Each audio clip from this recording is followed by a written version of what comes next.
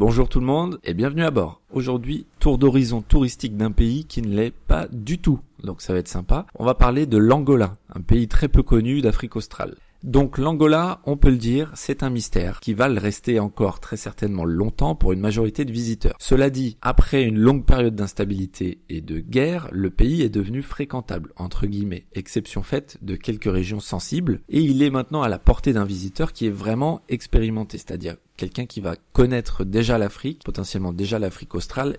Il propose une Afrique australe à la fois classique, avec la savane, la grande faune, et des aspects plus atypiques, et un mélange d'influences culturelles africaines et portugaises. Les infrastructures sont encore très faibles en Angola, ce qui limite les possibilités et réserve la destination aux aventuriers, comme on l'a dit. Le développement rapide du pays présage toutefois de changements notables dans un futur assez proche, même si le processus démocratique semble pour sa part au point mort et que le secteur touristique n'y est pas une priorité, très loin derrière l'exploitation du pétrole. Alors en Angola, la population se centralise énormément autour de sa capitale, qui est Luanda. Luanda, c'est un cas un petit peu à part dans les métropoles africaines. C'est une ville très particulière. Déjà, c'est hyper surprenant. C'est une ville où se côtoient des voitures de luxe et des bidonvilles d'une façon parfaitement hétérogène. C'est en gros le Brésil puissance 1000. Grâce à l'argent du pétrole, qui est la principale richesse du pays, la ville se développe à une vitesse folle et elle surprend en général les voyageurs par sa modernité relative d'une part, mais aussi par ses prix, surtout ses prix excessifs. C'est aujourd'hui la ville la plus chère du monde, tout simplement. Les prix sont carrément démentiels. Pour vous donner un ordre d'idée, un hôtel miteux va coûter 150 voire 200 $ la nuit, et avec ça, autant vous dire, vous allez dormir avec les cafards. La ville a une belle promenade de front de mer, on dirait un petit peu la promenade des Anglais, attention, on s'emballe pas non plus, c'est juste une ressemblance, et son principal monument, qui est un peu le seul aussi en fait, c'est l'ancien fort São Miguel, construit en 1576 par les Portugais,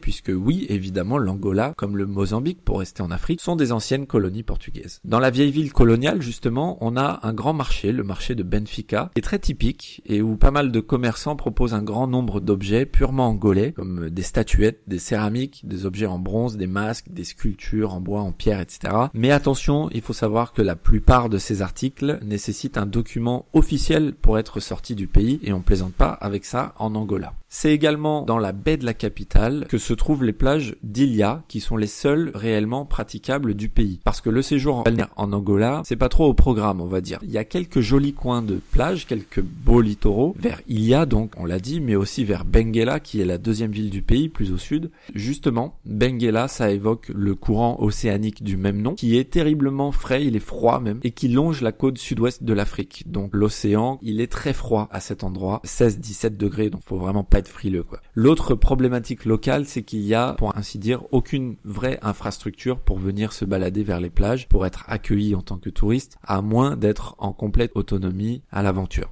Niveau nature, on est en Afrique australe de surcroît, donc évidemment on est servi, on a quelques très jolis sites, mais l'un dans l'autre le pays ne rivalise pas du tout avec les grandes destinations du genre comme le Kenya, la Tanzanie, l'Afrique du Sud par exemple, parce que la guerre a laissé des traces. Donc la population animale est loin d'être au beau fixe dans le pays, même si l'Angola fait clairement des efforts pour réintroduire des espèces et pour les protéger. Le grand site naturel du pays qui concentre les attentions, c'est le parc national de Kisama, qui est situé à environ 70 km au sud de la capitale Luanda. Il réunit une grande variété d'animaux sauvages et c'est le grand rendez-vous naturel du pays, même si les infrastructures sont là encore une fois très faibles pour accueillir les visiteurs. Il existe aussi des réserves comme Cameia ou Milando, pour ne citer que celle-là, qui abritent elles aussi leur part de faune africaine, mais là encore, les touristes sont extrêmement rares. Au sud du pays, on a le massif montagneux de la Serra da Estrela et c'est là où on va clairement trouver les plus beaux paysages de l'Angola. Ce sont des reliefs rocheux qui sortent de nulle part, on peut le dire, au milieu du désert et qui s'élèvent jusqu'à 2200 mètres. C'est très haut, c'est vraiment époustouflant. C'est clairement une des plus belles cartes postales de l'Afrique tout entière. En continuant vers le sud, on trouvera également des chutes d'eau, dont les chutes de Ruacana, à la frontière avec la Namibie. Et si on parle de chutes d'eau, on peut pas ne pas parler de celles de Calandula, qui sont vraiment un grand spectacle, un très grand spectacle. Elles sont parmi les plus hautes d'Afrique, elles mesurent plus de 100 mètres de hauteur et autre attrait, elles prennent place dans un cadre de jungle équatoriale qui est vraiment splendide. Voilà, on peut pas en dire énormément plus sur l'Angola en tant que destination touristique, tout simplement parce que, encore une fois, ce n'est pas au jour d'aujourd'hui une destination touristique, tout simplement. Voilà, il y a peu d'infrastructures. Dans la capitale, c'est hors de prix, comme on l'a dit, mais dans le reste du pays, c'est pas beaucoup plus abordable. Bref, on n'est même pas encore dans le schéma d'un tourisme basique. C'est peut-être un bien, cela dit, moi je dis ça objectivement. En tout cas, c'est certain que l'Angola est amené à se développer, donc peut-être qu'on commencera à le voir apparaître prochainement dans des brochures touristiques. Sur ce, je vous dis à bientôt. On ira ensemble très prochainement faire de nouveaux voyages. Mettez un pouce bleu si ça vous a plu. Abonnez-vous à la chaîne. Moi, ça me motive tout simplement à continuer ce genre de vidéos si ça vous plaît. Et puis, n'hésitez pas à interagir dans les commentaires. Surtout si vous avez l'expérience du voyage dans ce pays assez singulier. Faites-nous partager ça. Voilà, je vous dis à très bientôt.